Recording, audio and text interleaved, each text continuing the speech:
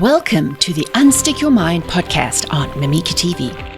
Get ready to get unstuck, align with your true purpose, and unlock your God-given potential.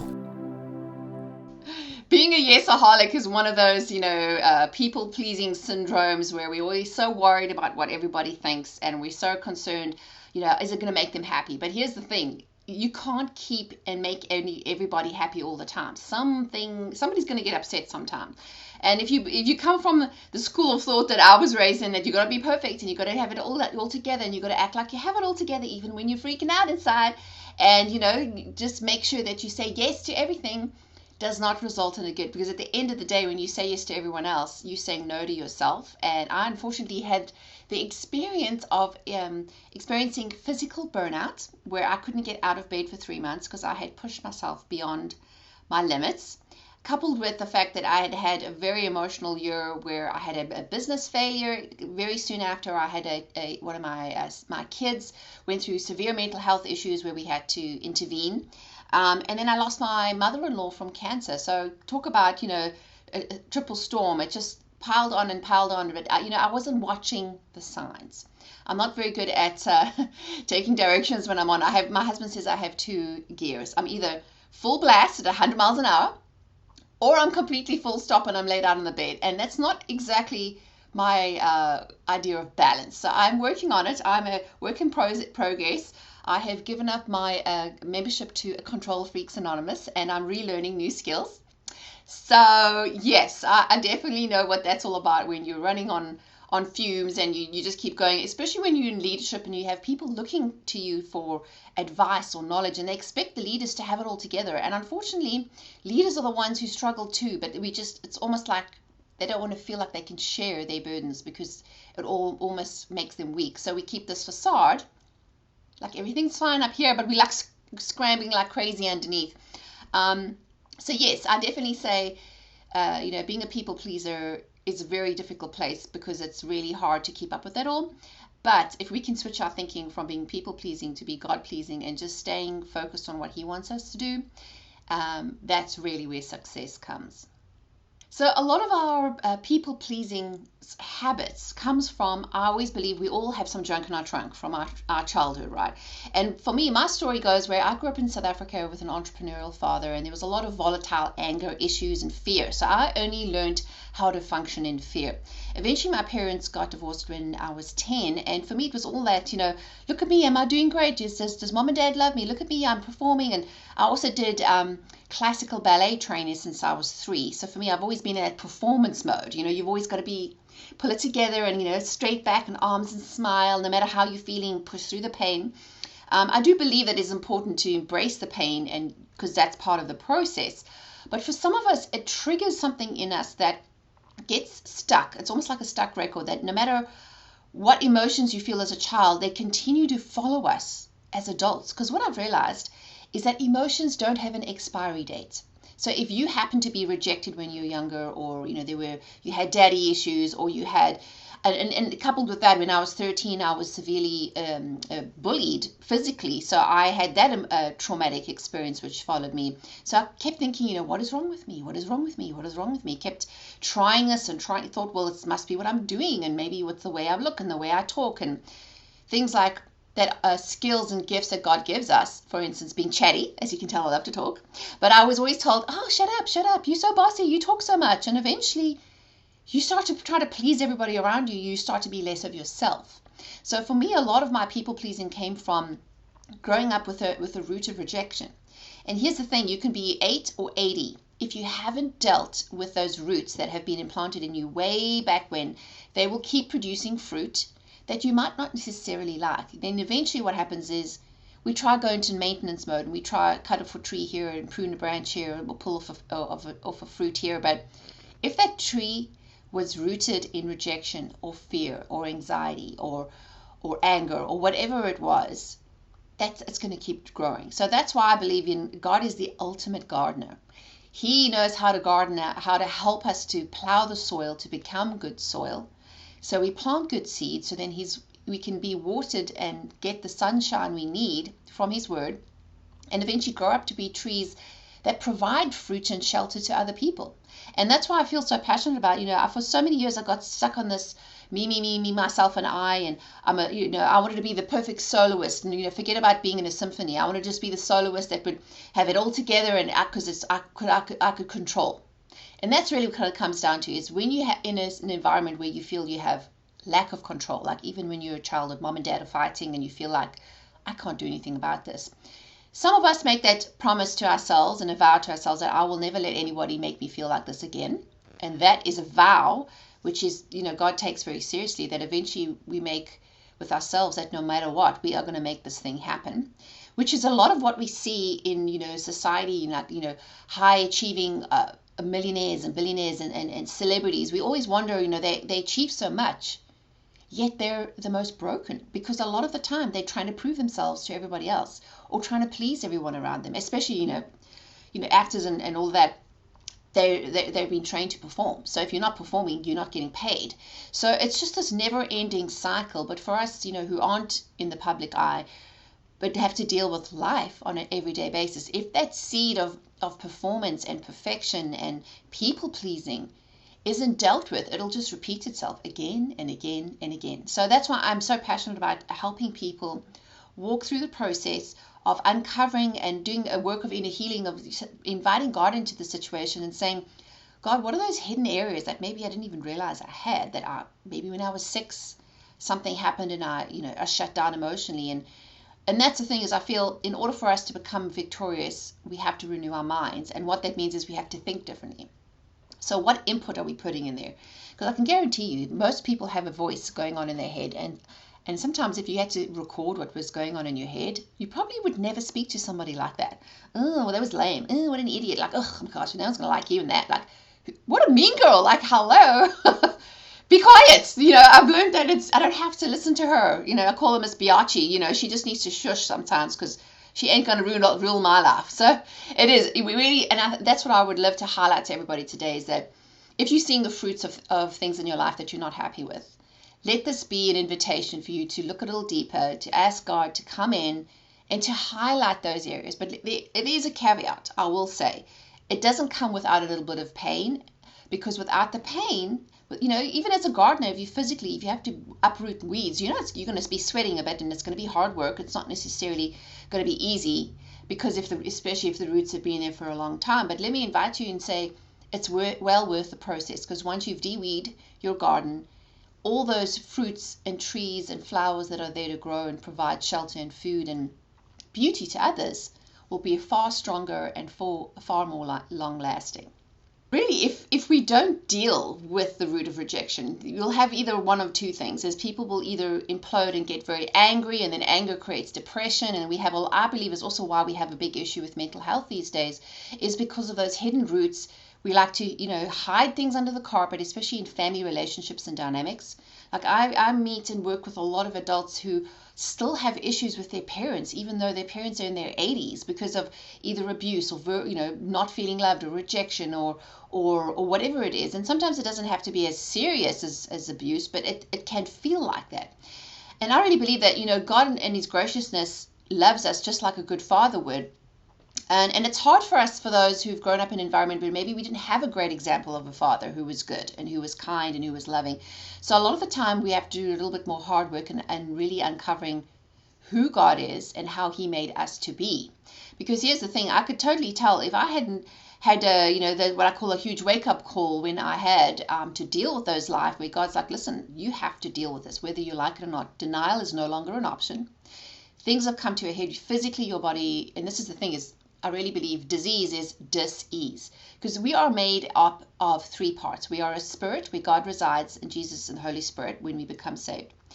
And then we have a soul, and the soul is often ignored. It's the mind, the will, and the emotions. And this is the area we need to be dealt with, because once it gets through to our body, that's when disease shows up. So, just physical being ill, when your body is run down, it's saying, hello, I can't handle this mental, emotional strain I'm going through. I mean, if you feel anxious, you get sweaty palms, your stomach gets tight, you might get a headache, you feel nauseous. Your body's saying, hello, somebody pay attention to me. So that's why I'm a big proponent of, not just popping a pill. I'm not saying don't take your medication. What I'm saying is the approach to fixing problems isn't to placate them or hide them or mask them. We really need to address, like if you put your hand on a hot fire, your body's response is going to tell you, take your hand off of there, it's hot, it's hurting. But what we've done in modern society, we've created entertainment, we've created apps, we've created phones, we've created everything to distract us from dealing with the important things. It's almost like people are uncomfortable with their own company, and they're uncomfortable with the silence, like being silent and thinking, why am I thinking like this? Why am I feeling like this? If I'm feeling anxious, instead of me just placating it with food or drinking or whatever it is, even for me, my addiction, as we mentioned earlier, was performance. Was like, how can I do something? Let me do. If I wasn't working and being a workaholic, I didn't feel I was being effective enough because I didn't want to stop and smell the roses and realize I needed to make a change. So I would not advise people do that, because the trajectory alternatively would have been, if I continued down that path, I would have been destructing myself as well as those around me. And I can tell you, when, I always believe that the man is the head of the home, but the woman is the heart. If her heart is broken, it affects everybody. The children, even the pets in the family are going to pick up mom's moods. So if her heart is broken and she's bringing brokenness from her past, I can guarantee you they're going to be really difficult relationships with families. And this is what's so sad, is how things get perpetuated from one generation to another. Is we have brokenness in one generation, and then the next generation doesn't want to deal with it, and then it just gets habits and a culture within a family get passed down and down and down, and eventually the cycle continues. So let me invite everybody today that this is your opportunity to stop the cycle. If you're in a family, whether it comes from generational curses, and that's a whole nother story, but if you have something in your family, in your life, and you realize this is something that wants to change, allow yourself to be the advocate. Raise your hand and say, yes, God, I want to stop this. Help me fix this for myself and my family. Because this is what I really realized in the crazy year that we've all lived through in 2020. 2020 gives us hindsight, right? And insights. And even though we've had the crazies of the world, what I'm excited about is that people are finally stopping to breathe and to think and to reassess and to look at this. And you know what? I've been doing this. Like, for example, a husband been commuting to work every day, an hour and a half every way, never seeing his kids, and all of a sudden he's been forced to work from home, and all of a sudden he goes, you know what, I can work from home. I don't need to be traveling anymore. The necessity, it's like it breeds creativity. So I'm excited about how, because the world has been forced to slow down, hashtag the rat race has been cancelled, hooray, finally, we can actually get off that bandwagon and start to think, is this how I'm meant to be? Is this what God designed me for? Maybe I'm in the wrong situation or the wrong place or the wrong job or the wrong life or the wrong time. Like, sometimes we can try fight and pretend that things aren't right, but by allowing God to realign us into our purpose, saying, this is what I designed you to be. Stop worrying about Susie Q and what she's doing with her business because she made money doing that. Doesn't mean you can by copying her tactics. What has God got for you? And stop trying to please the world. Focus on what God has for you. Put those blinders on. And I'm telling you, I'm preaching to the choir because this is something I have to deal with all the time. And I'm not to say I have this handled. I have to remind myself daily, because I know it's one of my weaknesses, is that if I don't remind myself, what has God got for me today? Is this for me? And that's when you realize you can shift from a scarcity to an abundance mindset. When you're in scarcity, you think that all the opportunities are going to be gone tomorrow if you don't take them up, or if you don't do this, and someone else is going to steal your idea, or someone else is going to get that opportunity you feel you deserve. That's a scarcity mindset. And that's not how God wants us to function. He wants us to function from an abundance mindset. So when we see Susie Q doing well in her business, you can applaud her and say, oh, that's so awesome. I'm so excited for her. And that's going to motivate me to want to do better for myself. So that's why I'm super passionate about what I do and excited, because I've seen the transformation in shifting people's thinking and helping them to really understand, like, kind of think of taking the blinders off. I'm great in helping people to peel the layers back, to understand what is the core of who God made me to be and where does God need me. Because here's another thing. As adults, we get more mature, but sometimes we can still behave in a very immature manner. If you think about a 5-year-old who meets Santa, He sits on his lap, Santa, I want this, and I want a car, and I want a Barbie doll, and da da da da da da. And that's often how we approach our relationship with God, is we come to him with a Christmas list. And then we get disappointed on Christmas Day when things don't arrive as planned, and then we feel sorry for ourselves. But God isn't like that. He wants us to partner with him, because we are meant to be an army. We are meant to be going out there to help others. And if we're so worried about our own little list and what we didn't get and how we wanted our prayers answered, we get stuck. So again, it all comes down to who are we pleasing? Who are we focused on? And who do we want to make happy? And at the end of the day, once we shift that focus and say, God, I know you have more than enough for me. That doesn't matter what everyone else is doing around me. Sometimes it's their time. Sometimes they've put in 10 or 20 years of hard work to get their success. There's no point in me being, jealous of that and feeling woe is me and having a pity party because I don't feel like it's working for me. When we shift into that abundance and knowing that God has more than enough for me, and in his timing, because remember, God's the ultimate gardener, just like we look outside and we see the seasons.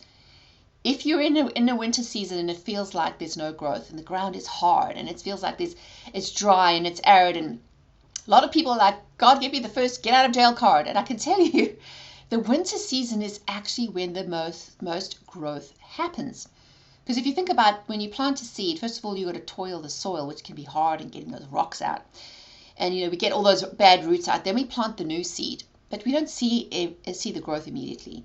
Germination happens in the dark, and it's dirty, and it's like cold, and nobody knows what's going on. But at the right time, when the season changes and the timing is right, God says, okay, now it's time for you to break through. You are strong enough. You have the roots that are rooted in God. You know exactly where you need to be. You're in the right garden patch, and then you can start to grow. Then eventually that crop will extend past and get so much further, because God is a God of multiplicity. He doesn't believe in us gaining and doing things for ourselves. Just think about how Jesus was like. With the whole story of the loaves and fishes, it's great how a lot of people know the story as faith, but for me, I see it how God looks at it and he says, I believe in your little things. I believe in your small beginnings. You just give it to me, and together we can multiply it. So that's why I'm so excited about helping people refocus themselves, realign themselves, and say, God, what have you got for me? Let me partner with you, because it's much easier to partner with you than to try to do it on myself off way over there where I'm not even meant to be. That we become more effective and much more productive for what he wants us to do in our lives. Well, I'm so excited to have the opportunity where I can do the things I love. Because back when I was a kid, I always loved writing, and I had my little journal, and dear diary, and I'd write all those things out. And I never thought for one moment that I could actually do these things as an adult. And again, bringing in the people pleasing thing, I just did things and ended up in marketing and business, which I'm happy about, but I still didn't have that connection to what I wanted to do. So fast forward all these years. After I experienced that really difficult time with my family where, I had the physical burnout, I'd realized that I was going through something that needed time. And during that process, I've reverted back to my old habits of journaling, because I like to process things through writing. So as I was going through these things, dealing with the grief and, the anxiety and all these things, as I was journaling them, God was saying, you are in the process of writing a book. And I was like, what? Say what? What are you talking about? No one's meant to see this. This is nasty. I don't want anyone to see this. And eventually I realized, he said, well, let me rephrase it. I didn't go through this for no reason. Not to say that God caused the pain. He can use it. He says this can be great fruit for other people to help them through the same thing. And that's what I'd realized, that it hit me like a ton of bricks the one day. That writing and sharing testimony and story has power, because it says in the word, there's power in our testimony in the blood of the Lamb, and which means that when we share with others how God has helped us through a situation, it empowers them to take the steps that they need to get unstuck and to move towards their blessing. So through that process, I'd realized I was writing a book. So I had previously written more how-to marketing books in the business space. But really in 2016, I felt the Lord was calling me to share my story. And at first I was like, oh my gosh, I fought this. I didn't really want to do this. This is scary. Why do I want to do this? But I'd realized it wasn't about me. It was about the people that I was meant to help. So I published the book, and soon after published a smaller book called Mindset Makeover, how to renew your mind and walk in God's authority. The first one was Warrior to Warrior, a mother's journey from fear to faith, which is really my story of walking through this dark period, going through what some people call the dark night of the soul, working through that inner healing process and allowing God to walk me through step by step, everything from fear and anxiety, pride, depression, people pleasing, rejection, and really looking at it from a scriptural perspective. And since then, like I say, once the bug bites and you realize how important books are, and when you get onto this, and now that I've got my system down, I can actually write them much quicker. So right now I'm in the draft process of writing my book number 9, which is called Heart of a Champion: How Ordinary People Achieve the Extraordinary with God. And the reason why I'm excited about this is it really empowers people to realize that they don't have to be super special. If you just think about it, we think about the characters in the Bible and we're like, Mary and Daniel and Joseph, they were so amazing and they were so special. They must have been born with a halo around their head. And what I've realized is they were just ordinary people. The big difference is they were completely surrendered and they said yes to God.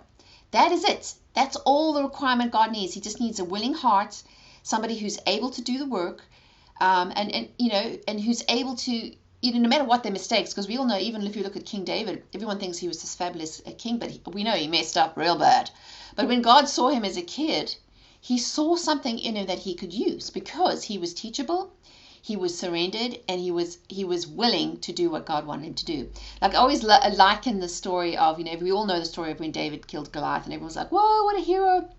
And that's why I believe mindset's so important, because if you think about the story, really, back when he was there, his brothers had been camped out, in the valley opposite to where Goliath and his camps were. And in the Bible it says that every day that Goliath would come out taunting them and teasing them and saying mean things, really verbally abusing them. And then so David comes along and he's like, I'm going to go take my brothers some food and put some in my rucksack. And he's like, hey bros, how's it going? Why are you all so sad? What's with the long faces? And he's like, we're not going to win. There's this guy, Goliath out there, he's taunting us. So David goes out the tent, looks at this dude and sees him acting belligerently and shouting profanities, and he's like, oi, did you just insult my God? I'm going to give you a piece of my mind. So out he takes a stone and throws his stone and whacks him dead. So he severed him from his mind, and he took action because he was not privy and being in this environment of being abused mentally and being told what an idiot or how bad or how stupid he was. He didn't believe that because he had stayed focused on God. And the other thing to remember is God didn't expect him, he even tried to put the armor on, and it weren't going to help because if it doesn't fit, if the outfit doesn't fit, it's not going to work for you. What tools worked for him was the smooth stone and the sling, because he spent hours and hours and hours on the brook looking after his sheep, minding his own business, practicing. So God will always use what we already have. He doesn't expect us to be something we're not. And that's where it ties back to the people-pleasing things. If we stop trying to please everyone and wear somebody else's shoes, like I have this saying that I created a Pinterest graphic that says, trying to wear someone else's shoes is ill-fitting, uncomfortable, and not my style. Because what is the point of walking in someone else's shoes if they clearly don't fit? So, that's why we need to think, are we doing things in a way, using the tools, wearing the outfit, being in the situation to please everybody else? Because we cannot be effective if we are in walking someone else's path. So that's why it's so important to understand that, we all have a champion within us. We all have that calling that He's looking, He searches, He's roaming the earth looking for people willing.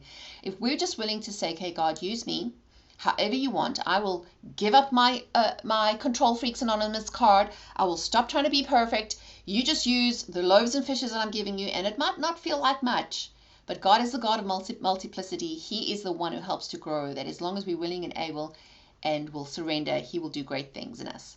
Well, I would just say, don't give up hope. You are not alone, because a lot of the time when we go through hard things, the enemy tries to keep us in isolation, especially if we think about the world we're living in and how we are kept separate from everyone else. That is really how we are. When we are on our own and we left to our own devices with our own thoughts, sometimes we can get up to all sorts of trouble. So let me encourage you today that you reach out, find resources, read books, listen to podcasts, watch videos, connect with other people, broaden your mindset, because at the end of the day, you can only grow personally when you have awareness.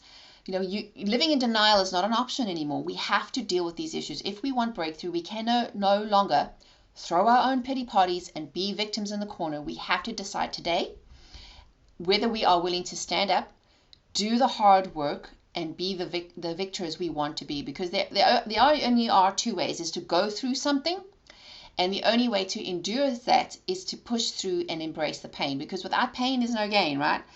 And that's why I'm excited to share that with people, and just embrace that sort of go-getter. Everyone can do this. It's not just a sugar-coated yay being a cheerleader. Like, no.